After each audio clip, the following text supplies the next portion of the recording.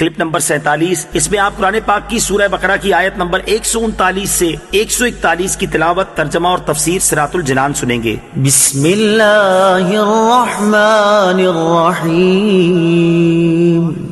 ترجمہ: اللہ کے نام سے شروع جو نہایت مہربان رحمت والا ہے۔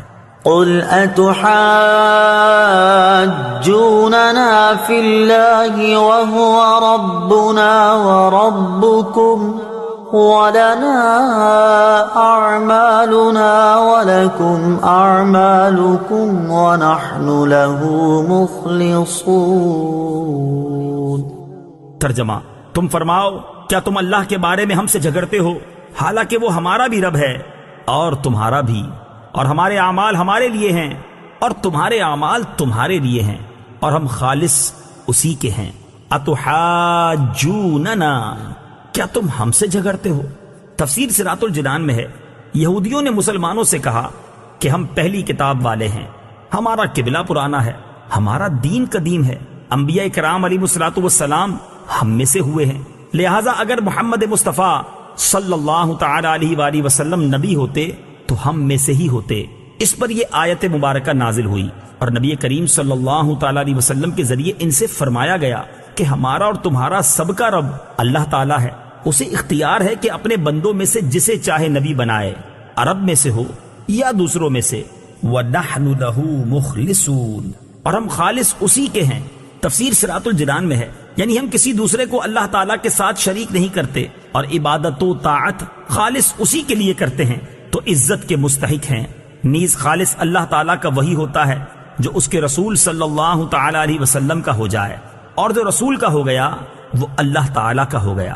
رب تعالیٰ فرماتا ہے: من يطع الرسول فقد اطاع اللہ۔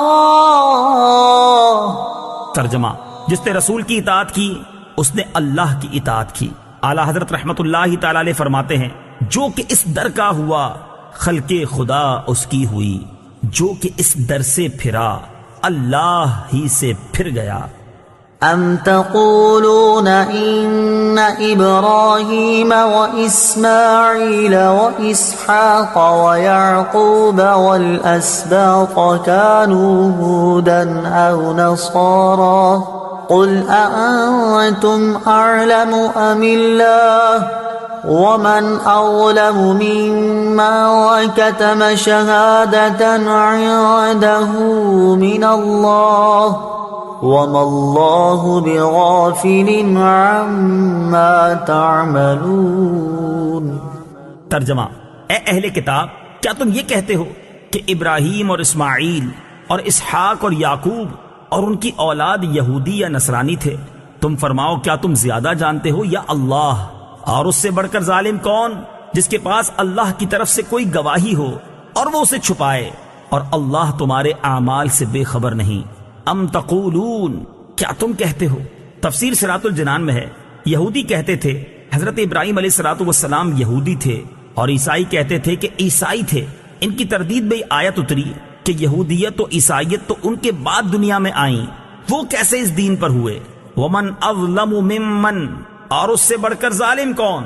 تفسیر صراط الجنان میں ہے، اللہ تعالیٰ کی گواہی کو چھپانے والا بڑا ظالم ہے، اور یہ یہودیوں کا حال ہے جنہوں نے اللہ تعالیٰ کی شہادتیں چھپائیں جو توریت شریف میں مذکور تھی کہ محمد مصطفیٰ صلی اللہ تعالی علیہ وسلم اس کے نبی ہیں اور ان کے یہ اوصاف ہیں، اور حضرت ابراہیم علیہ السلام مسلمان ہیں اور دین مقبول اسلام ہے، نہ کہ یہودیت و نصرانیت۔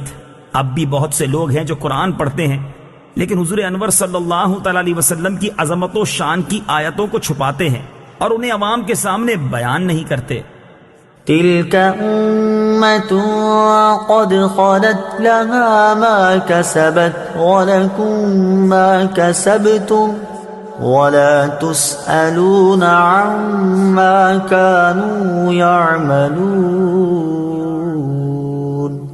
ترجمہ: وہ ایک امت ہے جو گزر چکی ہے، ان کے اعمال ان کے لیے ہیں اور تمہارے اعمال تمہارے لیے ہیں، اور تم سے ان کے کاموں کے بارے میں نہیں پوچھا جائے گا۔ تلک امتن، وہ ایک امت ہے۔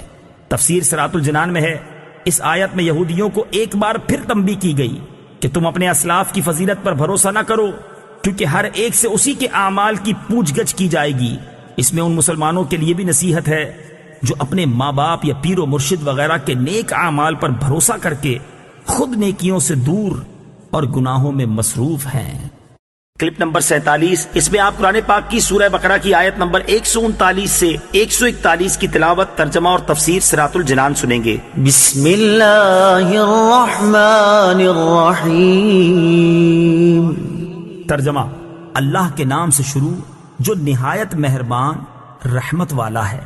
قل اتحاجوننا فی اللہ وهو ربنا وربکم ولنا اعمالنا ولکم اعمالکم ونحن له مخلصون۔